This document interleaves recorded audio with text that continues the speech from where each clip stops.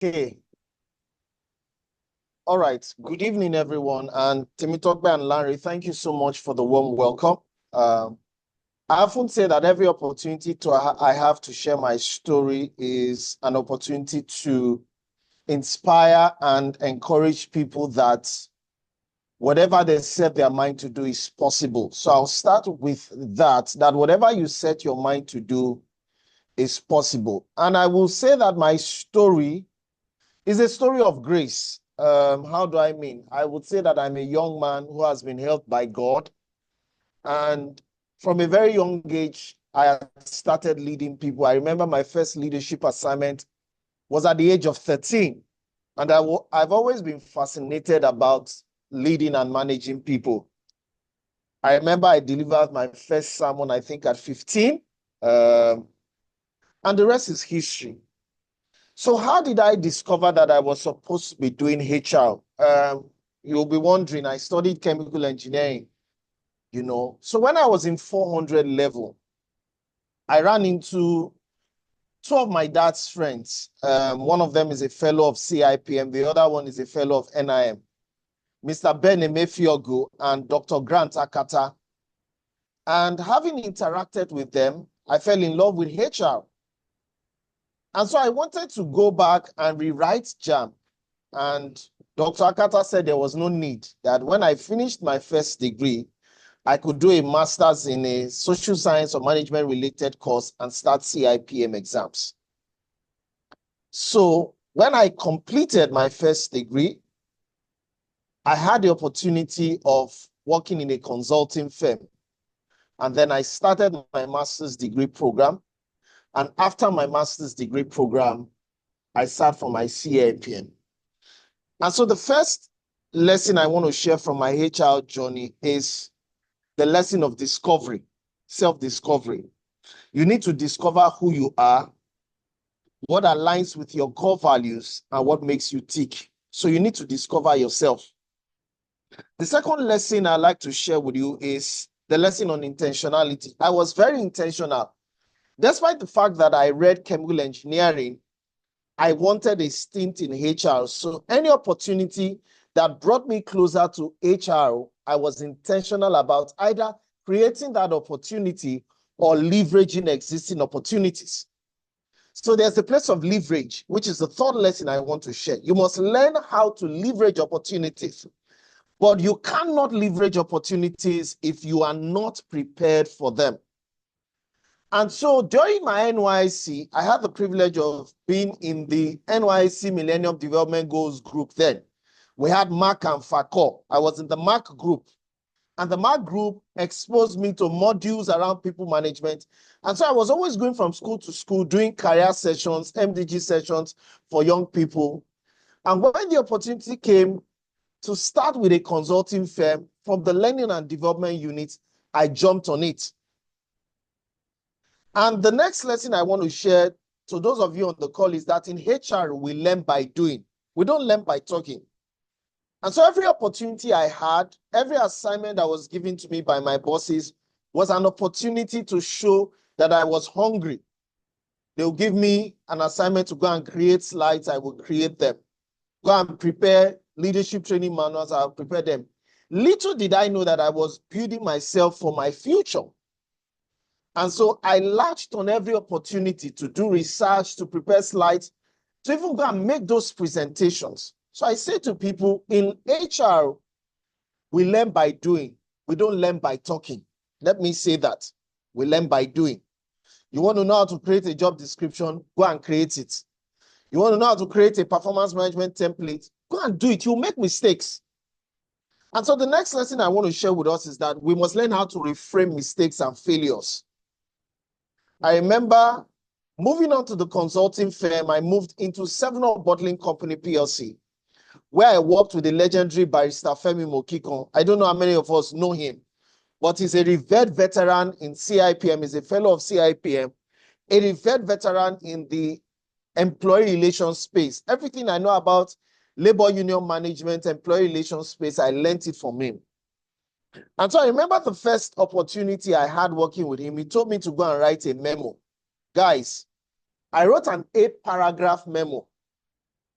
Barrister Mokiko reduced that 8-paragraph memo to 3 paragraphs. And the memo, the 3-paragraph memo, still carried the same message I was trying to say in 8 paragraphs. You will see his red biro everywhere. But I did not take that feedback as personal. I learned how to reframe failure and mistakes as opportunities for growth. Guess what? 18 months down the line, he asked me to go draft a memo. And 30 minutes later, he comes to me to his office and said, you wrote this memo? I said, yes. He said, I have nothing to correct. I said, how do you mean? I was expecting to see your red biro. He said, you have grown. I can see your growth over the years, over the last few months. And guess what? That assignment positioned me for visibility. And so I tell people that most often times, you will learn to prove yourself before your bosses, and then your bosses will prove you before their own bosses. And so an opportunity came in 2014 to go and prepare the HR strategy document for 7-Up Bottling Company. I was just a young chap growing through the ranks. I had people reporting to me. He entrusted me with that responsibility. Guys, I slept in the office 2 nights to put that strategy document together. Guess what? When he saw that strategy document, he was impressed. By the time he presented it to executive management, they were wowed. And then he said, that presentation was put together by a young officer from my team. And that was how I entered the succession management pool for fast track progress. Again, they say the rest is history. And that's how I leveraged that opportunity to move from 7-Up Bottling Company. So I tell people that opportunities will come dressed as hard work. If you tell a young chap today, would you sleep over in the office to put a presentation together? I can bet you not everyone will make that level of sacrifice. And so the next lesson I want to share with you is that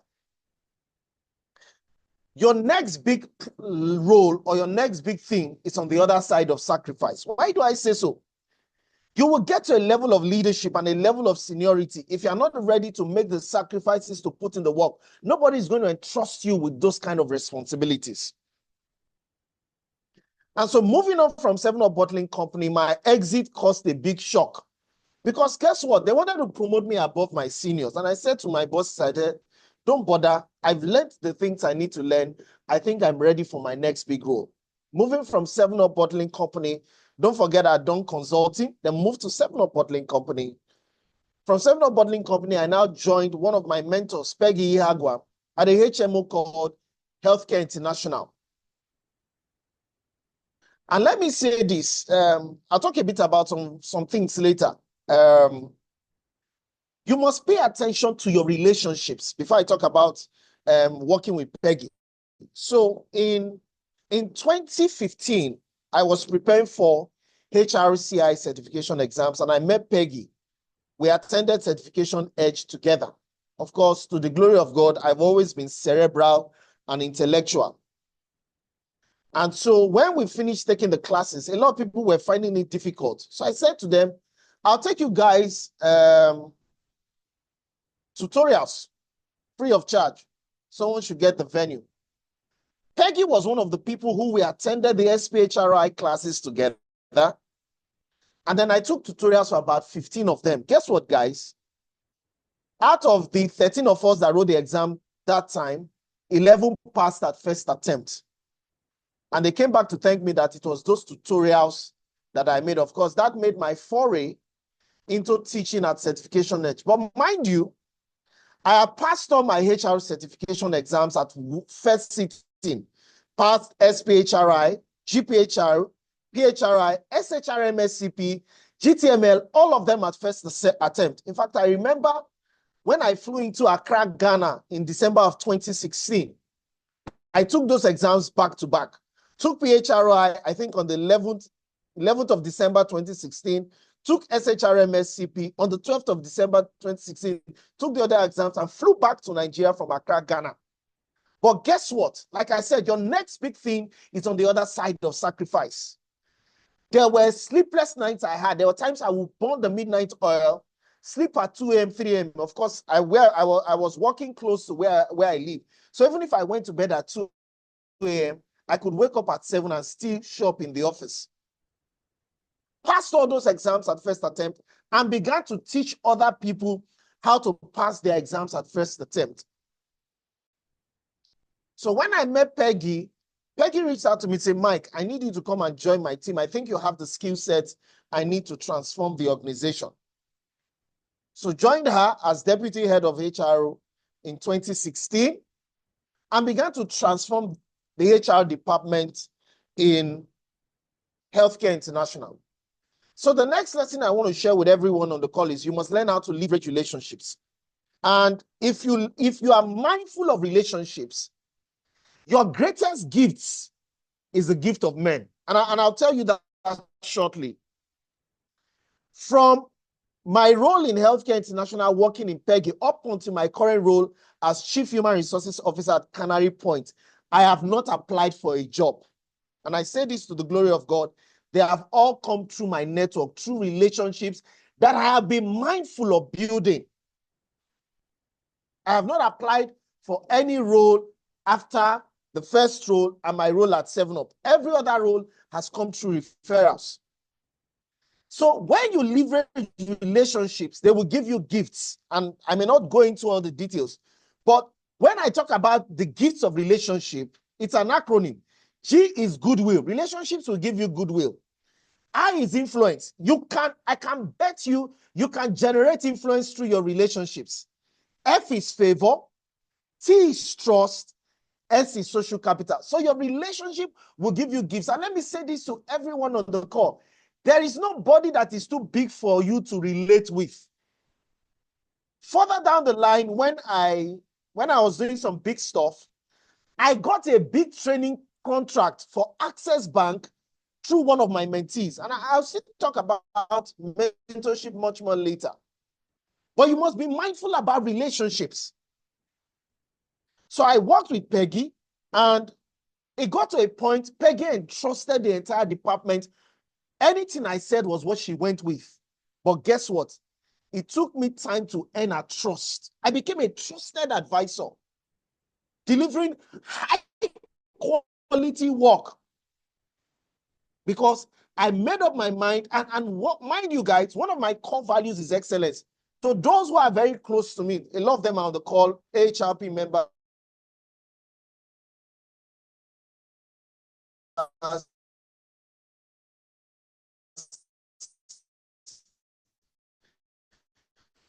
One of them is here. And for the short stay I had in Codros, I spent just 1 year in Codros. Up till now, a lot of the policies, templates I created are the things my predecessors are using. In fact, you will not believe that I was in Codros Capital last year, and the moment I mentioned my name, they said, are you the Michael Ogu they used to talk about? And that was it. Moving on from Codros Capital, I had a brief stint in transport and logistics, Medlock Transport and Logistics. And I think the big learning for me in Medlock Transport and Logistics was ensure that your values resonate with the values of the organization. Because the truth is, when there's a misalignment of values, you will struggle. And so when I got to Medlock, my mandate was clear. Transform the organization, take the organization through the merger and acquisition. Took the organization through the merger and acquisition, did everything. My assignment was up because I told my principals my stay in Medlock was going to be very short. I was very clear. And so the next thing I want to share with people is be clear about what you want to do and ensure that the expectations of your stakeholders are properly and clearly interpreted. Moving on from Medlock, I had a short career break. And during that short career break, I explored alternative careers like executive coaching, therapy. And I say to people that don't be afraid of reinventing yourself. And I think when I took the career break, what I did was to reinvent myself, Temitope. So for the time I had my career break, I acquired 3 skills: executive coaching skills. I'm a certified coach with the International Coaching Federation. I also went to acquire skills in therapy, how to become a therapist. And then lastly, I went to polish my voice as a voiceover talent. I'm sure some of you might have heard my voices on radio adverts without knowing it's my voice. These 3 other skills I went to acquire as sources of income for me today. So I tell people, you must be willing to reinvent yourself such that you can reinvent yourself to reprogram yourself for income. And so the other thing that I did while I took the career break was to polish a gift that had been lying dormant. To the glory of God, I've always been a writer. I've been writing since I was 10. In fact, my mother brought out some of the articles I wrote when I was young, and I was amazed. And so while I did the career break, I wrote my first 3 books: Managing Your Talent for Value and Visibility, Getting Mentoring Right. Anchored today are bestsellers, both in Nigeria and on Amazon. And guess what? Those books have sold all over the globe. People have bought them from Japan, from Canada, from UK, from all over the globe. In fact, there was a time I was on the Amazon top 10 best-selling chart, I think for almost 2 months. So I had to take a career break to reinvent myself so that I could reprogram myself for more income. And so those 4 channels are streams of income today. Getting back from the career break, I began to do consulting gigs with Deloitte. In fact, I was with the Deloitte team as a part-time consultant on their payroll, doing gigs for them all over Nigeria, because I had a rare skill set that they were looking for. So I say to people, develop yourself, be among the 1% that has a skill set. Deloitte was looking for someone who had large-scale culture transformation skills, and I had done that in previous lives. I began to lead those efforts for them for a lot of their clients. It was that singular skill that made my former employer before my current one headhunt me from Deloitte to go and drive culture transformation at Polaris Bank. Again, I got that job through a relationship. Joseph Olofinshola, who is a partner at Deloitte, is one of my mentors. I said, Mike, you've done a lot of work for us, but I know you want to go back into in-house practice. Would you be interested in working in a bank? I said, banks are not my thing. He said, but I want you to hear this lady out. You may like the vision she will share. I said, okay, let's give it a try. And 2 days later, his Asalu calls me and say, Mike, I want you to come and join me at Polaris Bank. I said, okay. We had a chat. Same day, she said she wanted me to talk to the MD. 24 hours later, they sent an offer letter. We did not even argue. What I wanted was what they gave me. Talking about building yourself to a point where you can command value. And then, of course, joining Polaris Bank again through a relationship, I delivered premium value in Polaris Bank to the fact that stakeholders all over the country knew my name. They had not seen me, but they knew my name. And so part of the things in delivering value was I made up my mind I was going to position Polaris Bank as a great place to work. And so for the very first time, Polaris Bank had never won an HRO award, either as the old Sky Bank or the current Polaris Bank or the banks before. And so for 3 months, we were putting together our application for the CIPM Awards and the NECA Awards. Of course, we narrowly missed the CIPM Awards by a few marks, but for the first time, Polaris Bank won Employers Award in the banking and financial services sector last year, talking about value. I received that award for the bank. And after receiving that award, I knew it was time to move because I had already delivered so much value. Again, coming back to the lesson on relationships. Your relationship network, if you don't cultivate it, I say to people, cultivate your relationship network such that you can draw that currency when it's needed. And so one of my respected seniors, who I respect so much, she calls me up and says, Mike, I've been elevated as group executive director. My role is now vacant. Are you interested? I said, why not? Sent my CV in. She calls me 2 days later. I want you to meet with the group managing director over an informal chat, and we'll see how it goes. Guys, my current role at Canary Point, everything was closed within 72 hours. I had an informal chat at the Lagos Boat Club, end of Awolowo Road, just before Lagos Military Hospital. It was a 90-minute chat. So when we got to the elephant in the room, my current boss says, Mike, we've discussed. So let's talk about what we pay you. I said, see, let's not argue this thing, okay? This is what will make me leave Polaris Bank. You put it on the table, I'm in. They send the offer, the rest is history. In summary, I think the final lessons in the last 4 years in my career have been be intentional, also begin to cultivate a legacy. And that will bring me back to AHLP, because I always close my career stories with AHLP. People often say, why? So in 2017, when I realized that a lot of HR people were not measuring up to the expectations of the industries they belong to, I called 6 people who are in my close circle. I said, guys, this is the vision I'm having. Tolo Ajayi, a lot of us know him as Kabod, Tolo Ajayi, Tosa Adebanjo, Peju Makinde, shared the vision with them. And we started HRO Hub. Started HRO Hub October 24th, 2017. A year later, we registered it as AHRP. The rest is history. But for me, AHRP today is part of my legacy and my contributions to the HR community in Nigeria and beyond.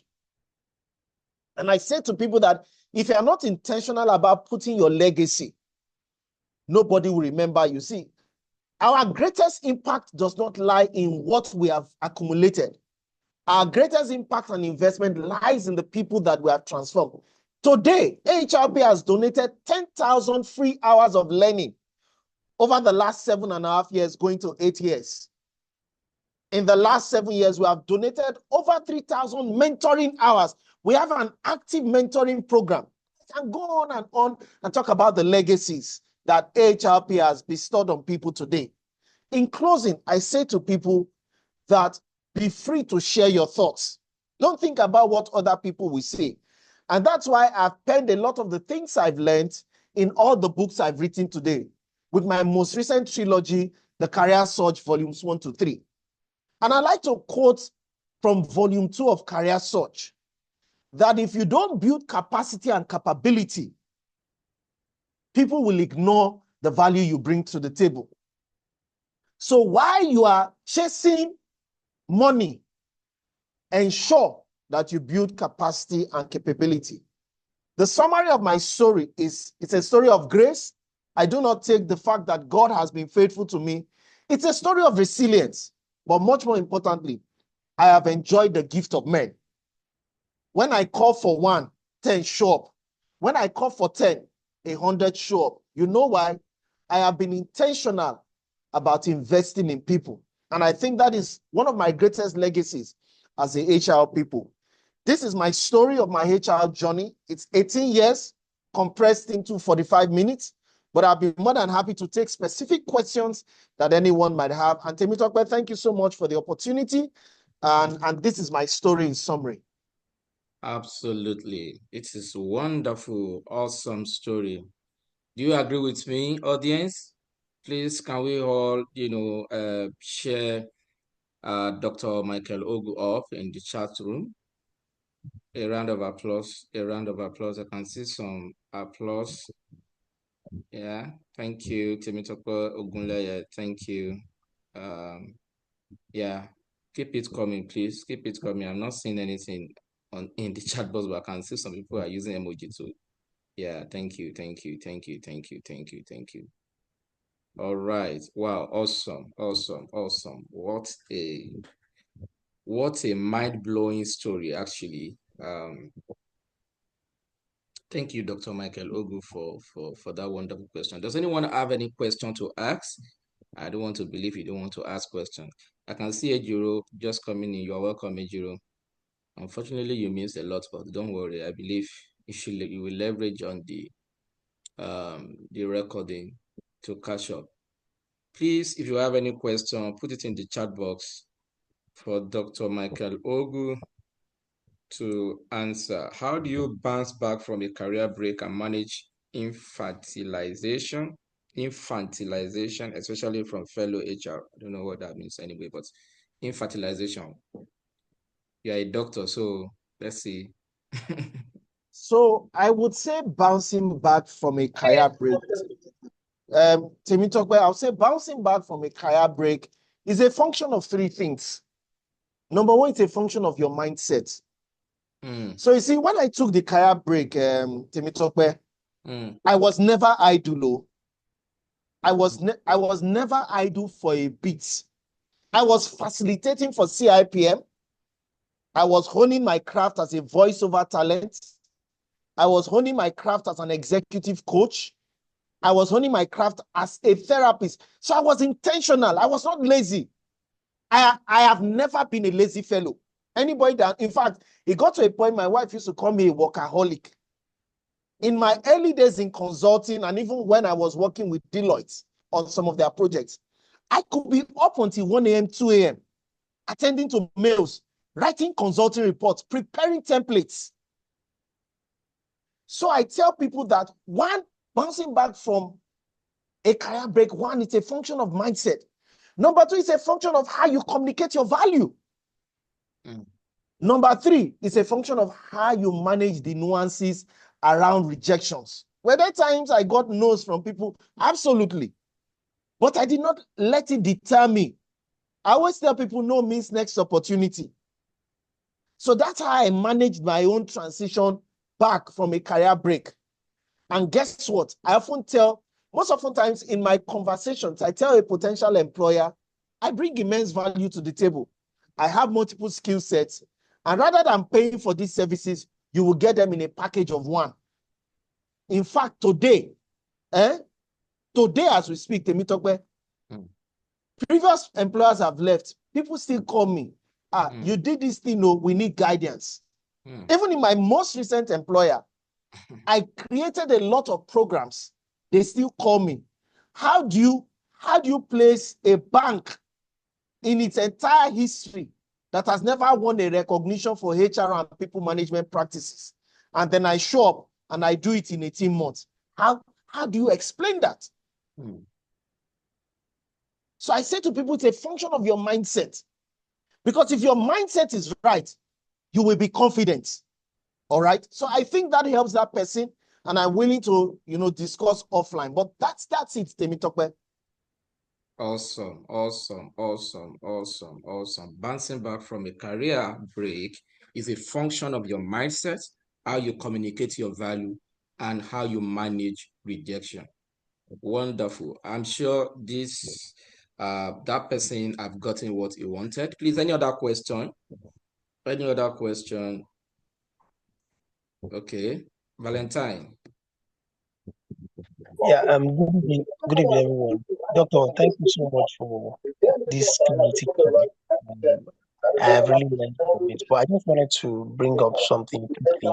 I just wanted to ask you in all sincerity, in the course of your career break and career trajectory, had you experienced what you could term as toxicity? And if you have, how did you navigate around it? What special things did you do? All right. Thank you so much, Valentine. I will not waste much time on toxicity. Personally, I know the value I bring to the table. And once I notice any environment is toxic, I move on. And let me say this. I have lived the CIPM code of conduct. I have had to resign from organizations when value and respect was no longer being served. I cannot name those organizations on this call. You can reach out to me one-on-one. We can discuss at length. Okay? But guess what? I have never been afraid until today. Quote me anywhere. I will never be afraid of resigning once value and respect is no longer being served. Because if you have a healthy sense of self-worth and self-esteem, you will never be afraid. All right? So I say to people, if you want to keep your sanity and for your mental health and for your peace of mind, take a walk. And guess what, Valentine? I've taken that walk 3 times in my career. You will never see them on my CV. You will never see them on my LinkedIn profile. Took one as a single man, took 2 as a married man with kids. But guess what? If you also believe in the God factor, and that's why I say my story is a story of grace. I'm a child of grace. You will never be afraid of walking out. And let me say this to everyone on the call. By the grace of God, I am a young man who has enjoyed speed. I've enjoyed speed throughout my career. I've enjoyed uncommon. There's an anointing. Sorry that I'm going that direction. There's an anointing of speed on my head, and I've enjoyed it.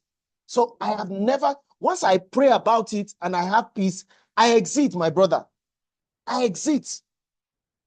There was a time I resigned from a high-paying job. When I told my wife, we prayed about it. My official car then was a Lexus Jeep, latest model.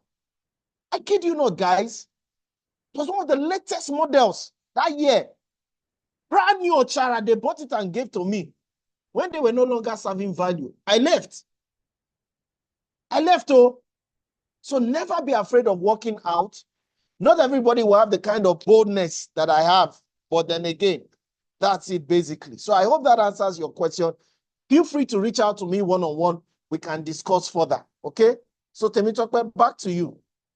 Wow, awesome, awesome. Never be afraid of walking out when respect and value is no longer being served. And truthfully speaking, a lot of people are stuck in this particular situation. And if you are in that category, and I think this is the confirmation you probably have been waiting for such a long time. Because the moment you lose your peace of mind, you can be living, but you're already dead. So why for the sake of how much, actually, to be honest? Yeah. So I always tell people, whether or not you work in any organization, you are going to feed. You are going to feed. So you need peace of mind. You need a serene environment, a peaceful environment for you to think and bring the best of you out, and most especially in your youth. And I think it's obvious how far you have come as a professional, as a young man. And I like the fact that you attribute your accomplishments, your growth to grace, and God will continue to bless you. I will read this question. From Jokunola. Jokunola, please, let me just read your question. Then if you still need clarity, I can then bring you up. I'm seeing here.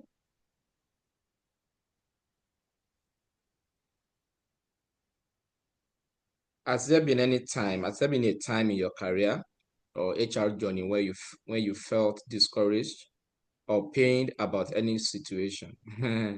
How did you land in it? Okay, I know you've said a lot, but can you just be practical about any, if it's not going to contradict any, There have been many, Temitope. If you have traversed my path, you know that there have been a lot. So I'll tell you one instance I had and how I navigated it. So I'll combine it with the question from Anita, because it's both a situation around office politics and something that pained me. So it happened when I was in Healthcare International, when I was working with Peggy Iagwam. Don't forget, I shared how I met Peggy Iagwam in 2015 and how she brought me on board. And I say to HR people that office politics, I don't like to call it office politics. I don't know why. Some people think office politics is negative. Office politics, in simple terms, is 2 things: political intelligence and stakeholder management. I don't know what, because people think office politics is all negative. No, it's not all negative. There is good office politics So in summary, office politics is a fusion of political intelligence, PQ, and stakeholder management, SM. So when I was in Healthcare International, traditionally, I would follow Ihagwam to management meetings. And I would be the one to make the presentations. So there was a particular meeting, I made the presentation, and then the MD made a statement, said, Peggy, we have seen your replacement, oh, there's no need for you. Guess what? How Peggy handled that thing was very mature. But I didn't get the victimization from Peggy. I got the victimization from other members of management staff who wanted me to play ball. And when they were always coming to me, I say, go and meet my principal, which is my line manager. Because I understood that if I make my line manager shine, when the chips are down, she will show up for you. And let me say this to anybody on the call. Your number one rule is you make your line manager feel good and look good. You understand that rule until you are the leader of the team. If you are reporting to somebody and you are not the point man of the team, your job is to make your line manager shine. When I tell younger HR folks this thing, they disagree with me. That's their business. But you can quote me anywhere. I have reason to become a CHRO because I've served other CHROs. And that's the truth. If you don't serve people, other people cannot serve you. And let me say this, I have paid my dues. Paid my dues. I can say it boldly. I have paid, not after 17 years, turning 18 years. I have paid my dues. I have served people. So if you do not make your line manager shine, when you become a leader of a team, nobody will make you shine. So I managed that situation. It got to a point, I got a query from one of the executive directors because I didn't want to play ball. In my response, I responded, I copied my line manager. And guess what? She was the one who saved my jugular.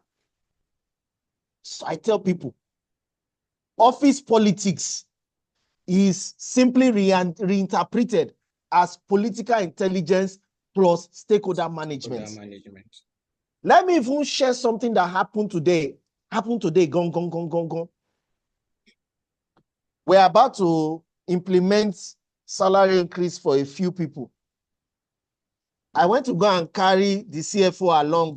I will not say because I'm CHRO, I will slam him with an email. I went to meet with the CFO. CFO, this proposal has come from this department. Do you have the budget? He said, no, don't worry, Mike, I can do it. What's the increment on the wage bill? I told him. He said, don't worry, it's not up to 5%, I'll do it. So when he sees my email tomorrow, what will happen? I'm in concurrence. So I tell people, if you want to succeed, though, you must be politically intelligent. I can do a masterclass on 3-hour masterclass on political intelligence and share replete examples with you guys. But in summary, you want to navigate office politics very well, go and master political intelligence and go and master stakeholder management, and you'll be fine. I think thank you so much. We should make that masterclass happen soon. We should. All right. Thank you so much, Dr. Ogu. I think the questions are now pouring in. I'm saying, okay, thank you, Stephen Chigoze. Infertilization simply means to treat someone as if they are a child, if though they are not. Okay, even though they are not. Thank you so much.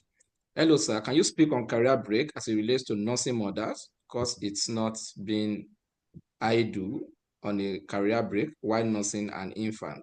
I don't know. You're not anyway. You've been a nursing father, so. Well, I think so. This is Vivika, right? Vivika, what I will say to you is, why you are nursing. Oh, is it Precious? Okay, Precious, good. It is Precious. Okay, so to Precious, I will say that while you are nursing your child, breathe. That's what I tell nursing mothers. Breathe. There is that pressure to want to compare yourself with your peers. And I would like to say this, Precious, get in touch with Tony Podicom. Toyin Podicombe is my sister, my friend. We worship in the same church. I have a lot of respect for her. Get in touch with Toyin Podicombe. Toyin Podicombe will tell you her story. For a period, Toyin was nursing 5 children. It looked like as if her career was bleak. But there was something Toyin did in that period. She was never idle. So she was always reading things up, learning one thing or the other. It can be difficult. But what will keep you going is your vision.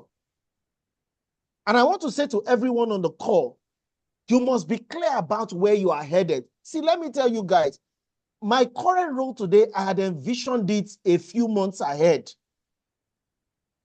I had envisioned it. I had written it by so time, I will become a CHRO. I wrote it. I spoke it into being. Today, I'm a CHRO. It can never be backward again. If I'm going to take any role now, it's forward.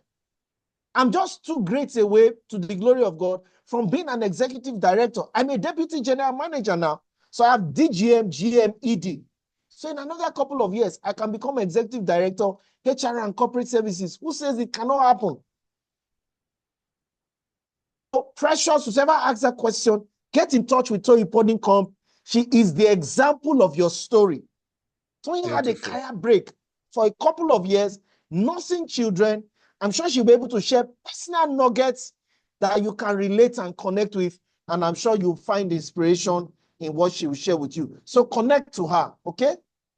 All right, beautiful. I like this question I'm about to read, and I think, yeah, I'm not, assuming, but I want you to look at it from a, professional, with your professional eye, because there is possibility that there is misconception in what the MD, or as to what the MD's expectation is. I want to believe you are still on the call. Okay, yes, you are.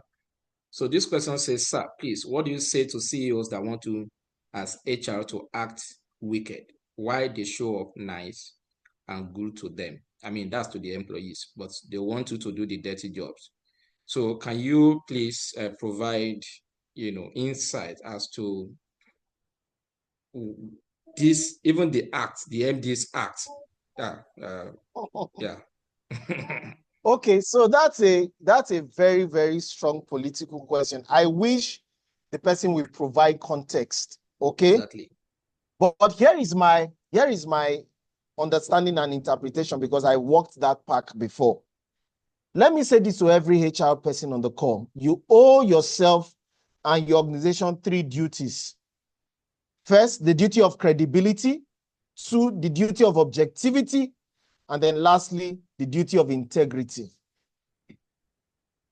If you understand the intersection between these 3 things, you will never be afraid to call your MD out on an issue. I remember one of the organizations I worked out on. I told the MD, I said, recall when we had the interviews, I told you I will walk out anytime. What happened? So I'll tell you guys what happened that made me walk out. Prior to joining the organization, they had always been managing taxes and other things. And so their tax consultant brings payroll and other things. For the last 3 years, they had fired people before then, and so they wanted to cover it up. So he says to me, I want you to sign off on the payroll for the last 4 years. And I said to him, sorry, why would I sign the payroll? I was not the HR manager here. Get the previous HR managers to come and sign. And then he said, you are being obstinate, you are being difficult, blah, blah, blah, I will sack you and all of that. I said, sack me now, send the sack letter. And immediately I said that, he saw I was emboldened. Then there was another issue, an issue of sexual harassment that came to me. Fortunately and unfortunately, when we started the investigation, he said to me I should shut it down. I said, I'm not shutting it down. So I continued with the investigation. We're in management meetings. He will call me all sorts of names. In fact, there was a management meeting, he called me an incompetent black fool. After the meeting, I said, never in your life call me an incompetent black fool, or I will ask them, you'll be on your way out of the country. He was a Norwegian. And I said to people, pick your battles. I was ready to fight that battle. So when I concluded the investigation, the line manager in question was guilty. We had evidence, phone recordings, email exchanges, WhatsApp chats, inappropriate things. And I said, we have to fire this guy. He said, no way, that we will not fire the guy, that I should fire the lady. I said, I'm not going to fire the lady. You'd rather have my resignation letter. And that was one of the organizations I had to take a walk because respect and value was no longer being served. And I said to him, I said, if you fire this lady, I will get a lawyer to come after you people. And I was going to make good my word. Of course, I left the organization. They did not fire that lady because that lady stayed there up to 1 year after I left before she resigned. But I knew that after fighting that battle, my next wisdom move was to leave. So I said to HR practitioners, you owe the organization 3 duties, and I repeat them: the duty of objectivity, the duty of credibility, and the duty of integrity. Can you challenge a CEO when he's doing the wrong thing? Or are you afraid of what the paycheck is? See, Temitokwe, if I calculate all the total years I've been out of job because I've had to walk away, some of you will even say, you have even tried. The first instance I walked away, I was at home for 1 year. My wife was paying the bills. But guess what? I was never scared. So I can tell you that I've walked away from jobs, high-paying jobs. So I have never been afraid of fulfilling that last phrase in the CIPM Code of Conduct. After considering all options, of which resignation may be one, in defense of this Code of Conduct. An elected council member of CIPM, and I live that ethos. I live that Code of Conduct. So I rest my case there. If anybody wants to reach out to me and talk to me, I'll be more than happy to provide more responses, but I'll keep it at that. Okay, so this person said this question is very important. We're getting close to the end of the session. In fact, I have questions I actually prepared for you, but then maybe I'll just take one here now, then take a few, because it's centered around the area of focus for us as an organization, right? Please, this question is very important. I'm going to copy and paste it here. Now it's nothing on the no. This has been addressed, Viveka. As a matter of fact, doctor mentioned your name, thinking that that question came from you. So if you didn't get that question, I mean the response, I think the long and short of it is that people in this kind of category should just reach out to a very good colleague, professional colleague of ours, Tony Pudicom. She will do just. She's a perfect example of a woman who took career break as a result of being a nursing mother, and she came back with full force, right? And she's thriving. I mean, a couple of you know her. So if you need her contact, you can reach out to me. Tony Pudicom is the best person to actually guide you on this. Your number one job is to make your line manager, shine. Okay. Let me ask this question quickly, Dr. Ogu. In your experience, what are the biggest barriers organizations face in achieving true diversity, equity, and inclusion? That's a tough question. So, in my experience, particularly leading DIB initiatives, I championed the DIB initiatives when I was in 7UP, when I was in Polaris Bank. I think I will narrow them down to a couple of things. First, stereotypes. Second, prejudices. Third, biases. And fourth, cultural insensitivities. And I think that I've seen those 4 things play out in some organizations I've worked.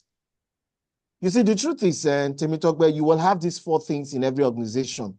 It's just that they are at different levels of awareness and heightenedness.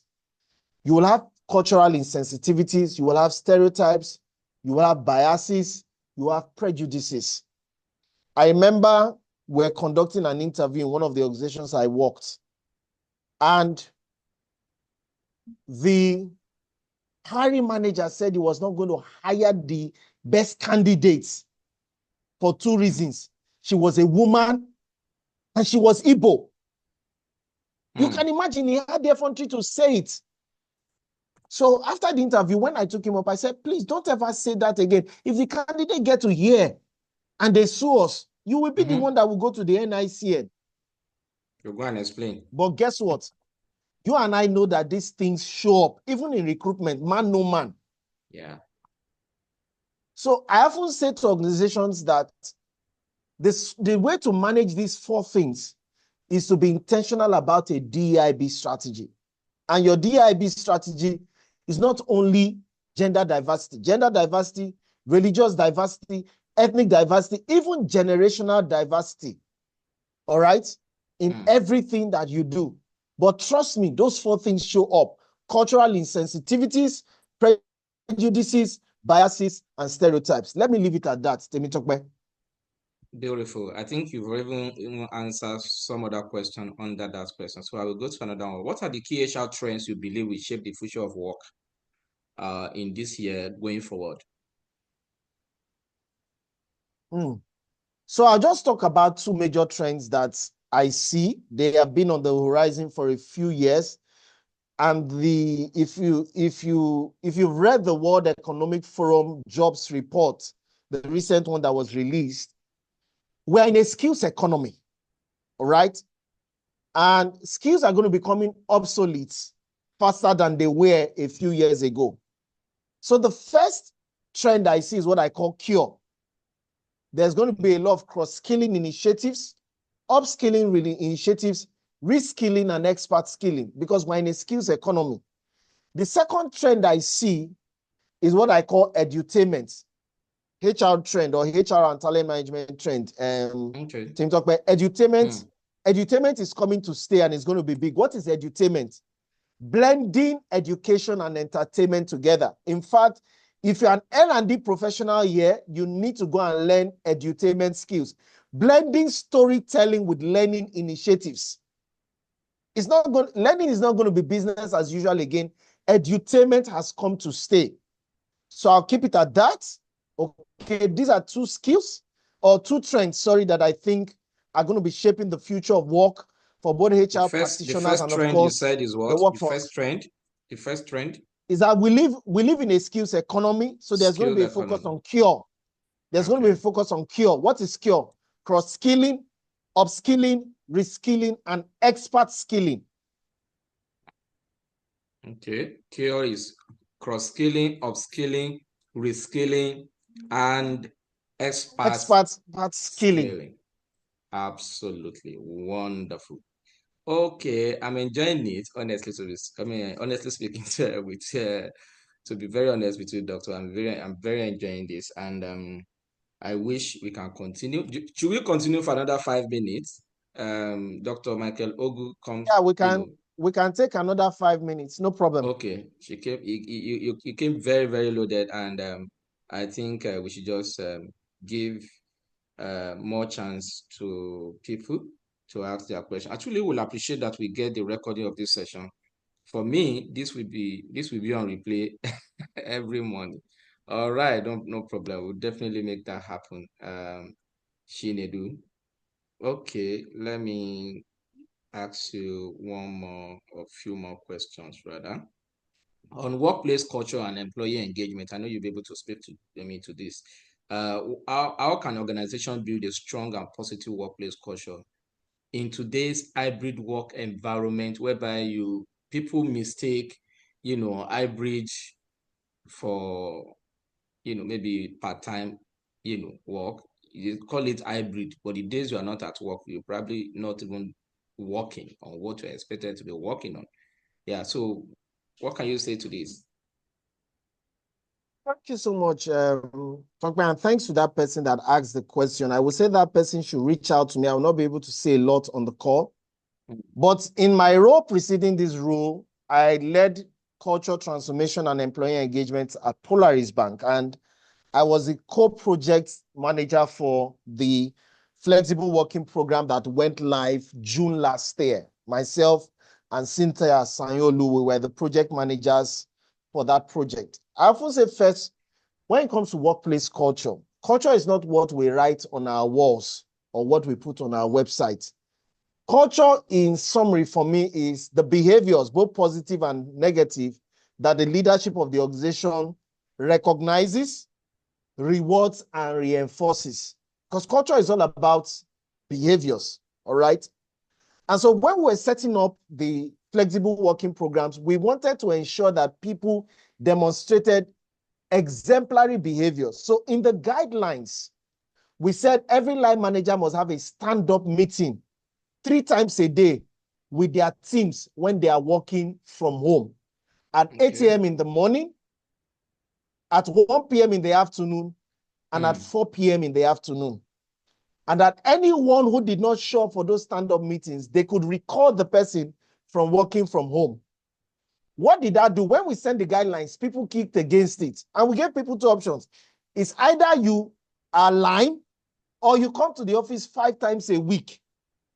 Those guidelines were strictly enforced to the point that people who did not show up for those stand-up meetings were sent back. So when they send you back to do 5 days working from the office, you cannot go back to the flexible working program until 3 months after. So when people saw that they were scapegoats, people just naturally aligned. Till today, anytime you are working from home, your line manager will have 3 calls with you: 8 a.m., 1 p.m., 4 p.m. You don't show up on any of them, and they are just 5 to 10 minute calls.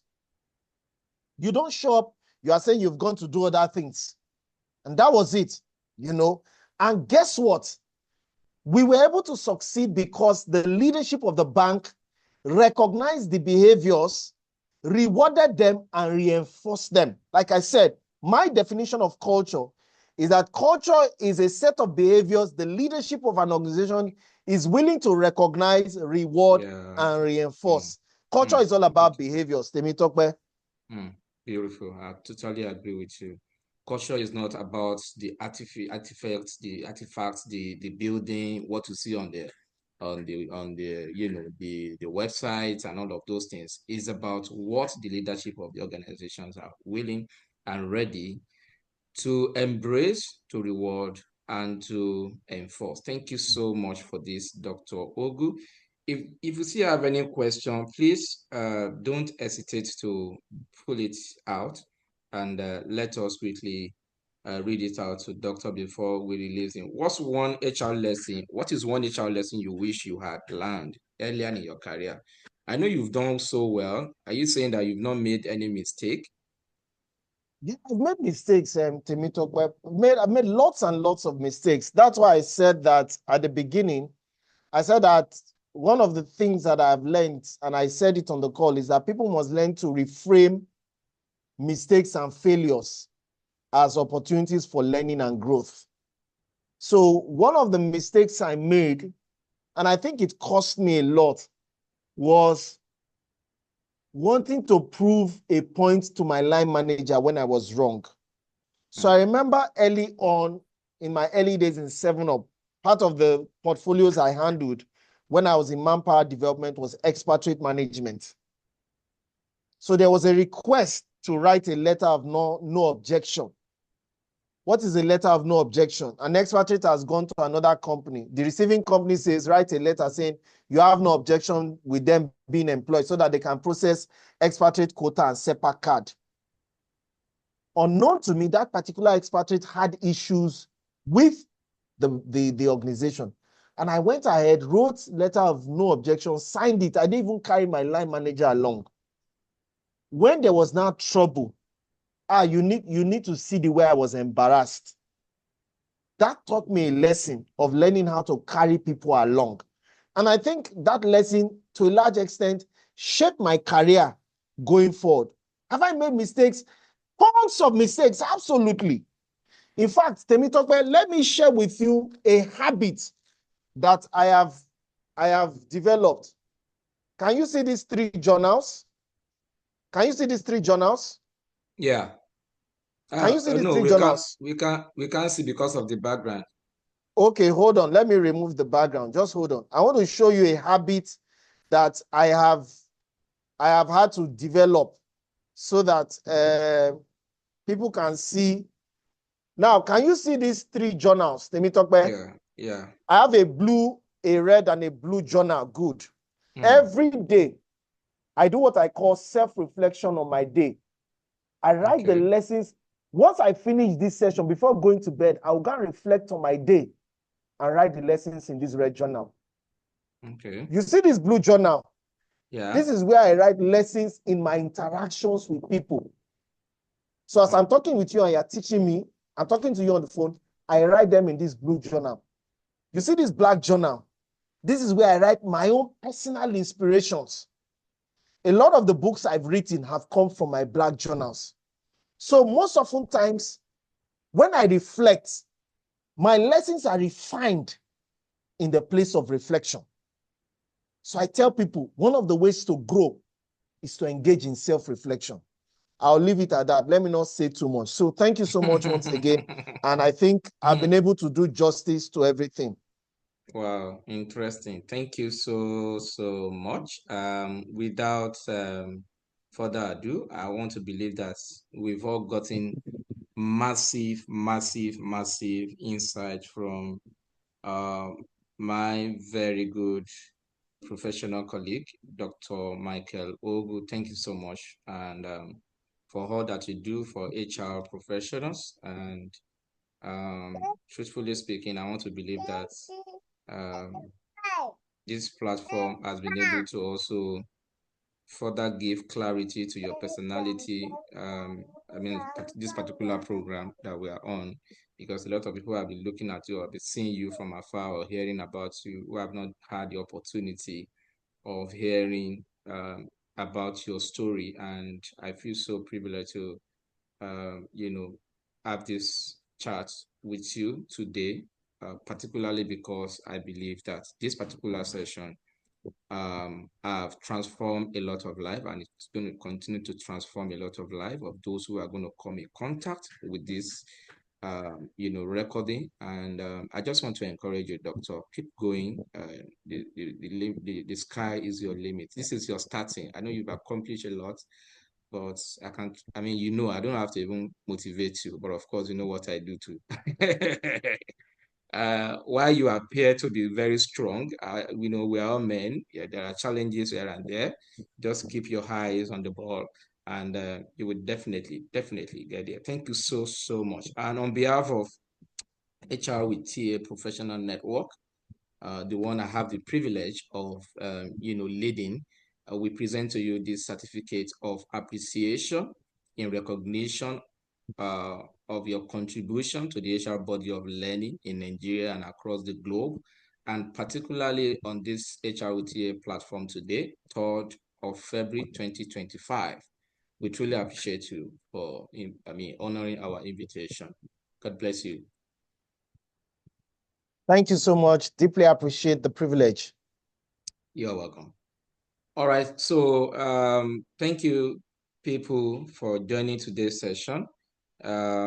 Like someone asked earlier, if you like to be a part of what we are doing at HR with TA Professional Network, please feel free to connect with us. You can complete this form for screening, and we will get in touch with you. Definitely, you will have a link to even join the platform.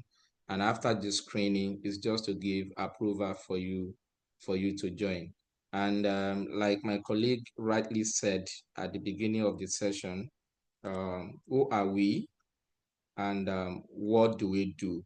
Yeah, HR with TA Professional Network is a registered organization that is focused on HR certification, professional development, and knowledge sharing. And we pride ourselves as a hub for HR professionals like you and I to build, competence and give opportunity for us to thrive in our various careers across HR value chain and address workplace challenges as the leader that we are. So the platform is recognized for its engaging programs, thought leadership, and global vision, offering opportunities for HR professionals to connect, learn, and grow. And I want to believe that you agree with me that this platform have reflected just this today.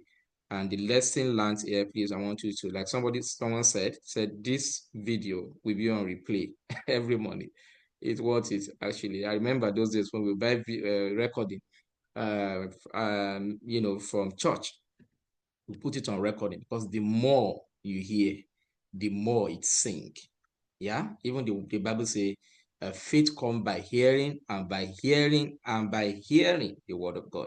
So thank you so much for joining. See you next 2 weeks for another episode on my HR journey. And also on Wednesdays, we meet for HR symposium, where we present opportunity for us to learn practical HR skills.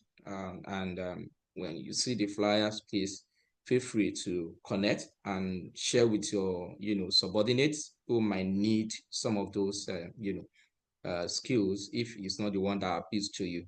But one thing for sure is that there is always something to learn here, and we are shameless learner, just like my brother will say on his own platform as well. Thank you so much once again for being with us. I want to quickly recognize the presence of my guest speaker once again, Dr. Michael Ogu. Thank you. My co-host today, Lanre Koma. Thank you. Adegoke Adewale, Aminat Elias, Aminat Ijaduola, Awolese Folashade, my co-volunteers. Thank you so much. Azizat Afolabi. Thank you, Azizat. It's nice to see you and to have you on this call. And I want to believe that you came early, because I remember a story you told me about how you came into HR, which resonates with some of the things that Dr. shared today. Azizat is one of my very, very vibrant students in our academy. Bolanle, thank you. I want to believe this is Bolanle Onome. Is it Onome? Sorry, apologies if I'm not getting that name right correctly. But I know you've been on the call from the beginning of the call. Is one of the very trusted, colleague of our guest speaker today. My spirit just told me you are the one. So if you are the one you want to confirm, please go ahead and do so. Bumi Akinola, good to have you. Shibundu. Okay, thank you, Shibundu, for joining. Shibuzo Emmanuel Duru, my very good student. Thank you. Shidima Amawa Ejiro Oko, my co-host and co-volunteer. Thank you so much. Emmanuel Chibuke, Anna David, Ijoma Edobo. Good to see you, Ijoma. My own is Bolanle Sembanjo. Oh, yeah, Bolanle Sembanjo. Interesting. Yes, you are one of our students as well. Thank you for being here.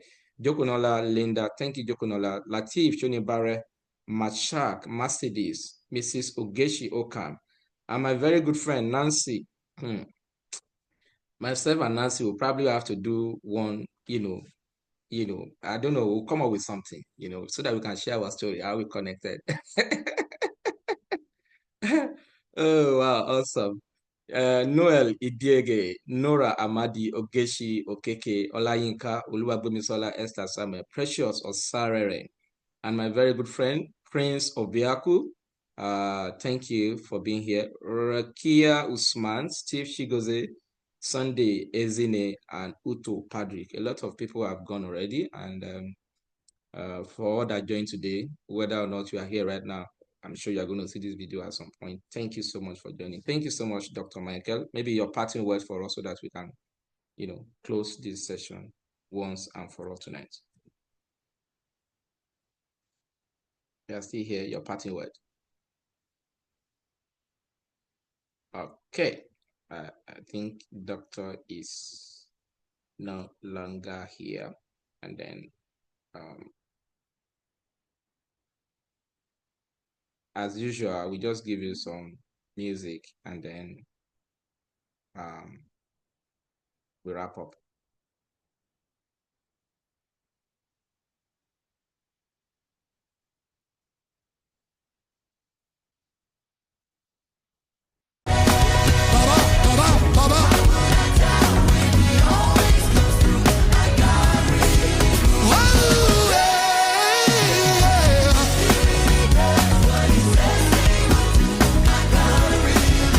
Oh yeah, yeah.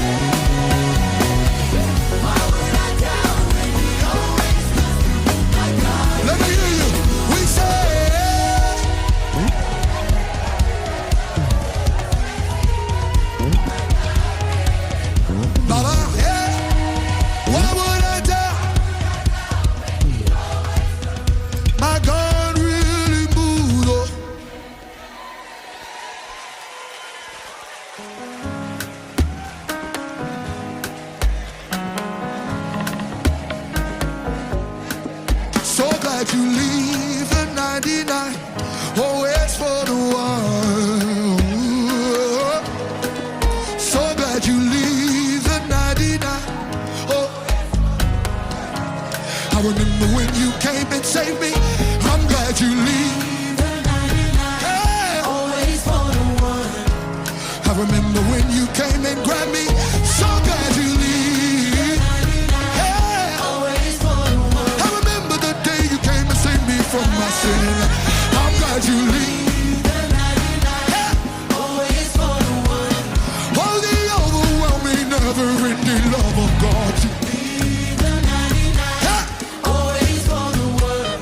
Oh, the overwhelming, never-ending love of God. Leave the 99 always for the one. Oh, the overwhelming, never-ending love of God. Leave the 99 always for the one. Oh, the overwhelming, never-ending. So glad you leave the 99 always for the one. There's no one that you won't get down. I'm so glad that you will. Leave the 99 always for the one. There's no lie that you won't take down. I'm so glad that you will. Leave the 99 always for the one. Baba, baba, Ibela, baba, baba.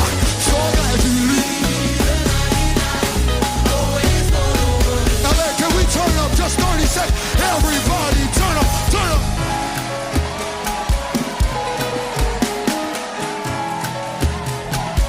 So glad you leave the 99 always for the one. Whatever it takes, whatever it takes. So glad you leave the 99 always for the one. Oh Lord, whatever it takes, whatever it takes. So glad you All right, guys. Thank you. always for the one. I remember the day that you came and saved me. I'm so glad that you will. Oh Lord, so glad you leave the 99 always for the one. I remember that day that you came and grabbed me from my mess. I'm glad you leave the 99 always for the one.